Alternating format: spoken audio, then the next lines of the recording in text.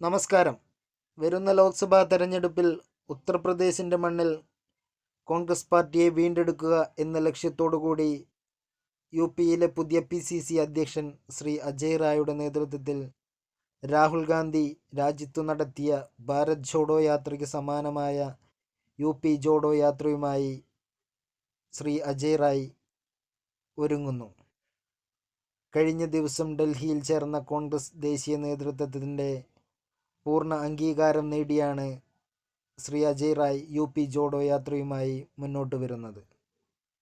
വരുന്ന ലോക്സഭാ തെരഞ്ഞെടുപ്പിൽ കോൺഗ്രസ് പാർട്ടിക്ക് കരുത്ത് പകരുക എന്ന ലക്ഷ്യത്തോടുകൂടി യു.പിയിലുടനീളം സഞ്ചരിക്കുന്ന വിധത്തിൽ ഗ്രാമ നഗര വ്യത്യാസങ്ങളിലില്ലാതെ എല്ലാ വിഭാഗം ജനങ്ങളുമായും സംവദിച്ചും അവരെ കേട്ടുകൊണ്ടും മുന്നോട്ട് പോകുന്ന വിധത്തിൽ കൃത്യമായ ചിട്ടയായ സജ്ജീകരണങ്ങൾ നടത്തിയാണ് യു.പി ജോഡോ യാത്ര ആരംഭിക്കുന്നത്.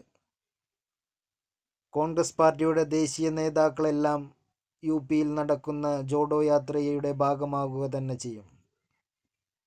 കോൺഗ്രസ് അധ്യക്ഷൻ മല്ലികാർജുൻ ഖാർഗെ, രാഹുൽ ഗാന്ധി, പ്രിയങ്ക ഗാന്ധി എന്നിവർ യു.പിയിൽ ക്യാമ്പ് ചെയ്തു തന്നെ യു.പി ജോഡോ യാത്രയുടെ ഭാഗമാകും. യു.പിയിൽ കോൺഗ്രസ് പാർട്ടിയുടെ നഷ്ടപ്പെട്ട പ്രതാപം വീണ്ടെടുക്കുക എന്ന ലക്ഷ്യത്തോടുകൂടി നടത്തുന്ന യു.പി ജോഡോ യാത്രയ്ക്ക് തുടക്കത്തിൽ തന്നെ വൻ സ്വീകാര്യതയാണ് ലഭിച്ചിരിക്കുന്നത്.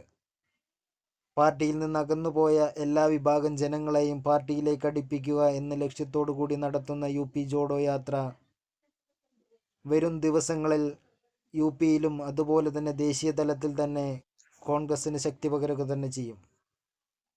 ശ്രീ അജയ് റായ് യു.പി രാഷ്ട്രീയത്തിലെ കരുത്തുറ്റ നേതാവാണ്.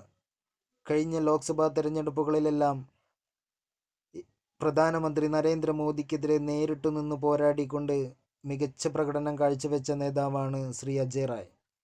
കഴിഞ്ഞ ലോക്സഭാ തെരഞ്ഞെടുപ്പിൽ ഏകദേശം 2 ലക്ഷത്തോളം വോട്ടുകൾ നേടിയ അദ്ദേഹം ദേശീയ തലത്തിൽ തന്നെ ശക്തി തെളിയിച്ച നേതാവാണ്.